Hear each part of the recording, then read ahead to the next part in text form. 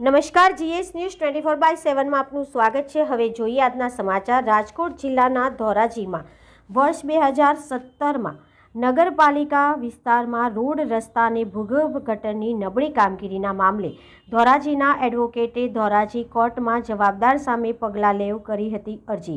ધોરાજીના advocate Chandubhai પટેલે વર્ષ 2017માં નગરપાલિકા હસ્તક ભૂગર્ભ ગટર અને રોડ રસ્તાના કામમાં ભ્રષ્ટાચાર થતો હોવાની વાતને લઈને કોર્ટમાં અરજી કરી। ધોરાજી નગરપાલિકાના પ્રમુખ, ચીફ ઓફિસર અને પાણી પુરવઠાના બોર્ડના કાર્યપાલક એન્જિનિયર, નગરપાલિકાના એન્જિનિયર અને રોડ રસ્તાના કોન્ટ્રાક્ટર સહિતના સામે પગલાં લેવાની અરજી કરી।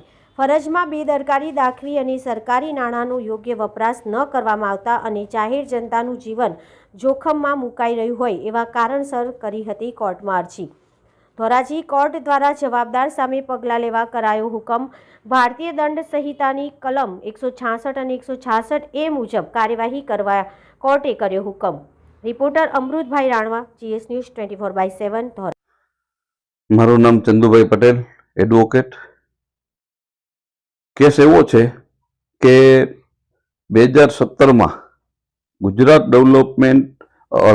અર્બન ડેવલપમેન્ટ યોજના હેઠળ ધોરાજીમાં ભૂગર્ભ ગટર અને રોડ રસ્તાની કામગીરી થયેલ, જેમાં કોન્ટ્રાક્ટરો, અધિકારીઓ, નગરપાલિકાના જે તે સમયના સત્તાધીશો, ચીફ ઓફિસર આ બધાએ મળી અને એટલી હદે ભ્રષ્ટાચાર કરેલો અને કામ ખૂબ જ નબળી ગુણવત્તાનું કરેલું।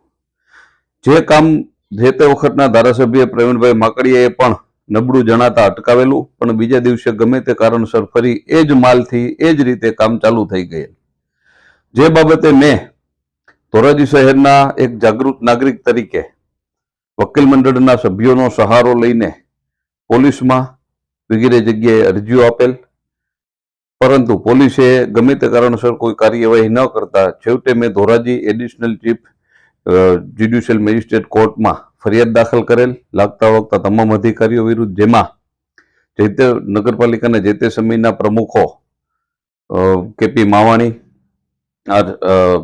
Batukbhai Kandoliya, chief officer RC Dave, કોન્ટ્રાક્ટરો વિમપલભાઈ વગાસિયા, મોણપરા સાહેબ અને બલદાણિયા સાહેબ પીડબ્લ્યુડીના, આ બધા વિરુદ્ધ મેં ફરિયાદ દાખલ કરેલ।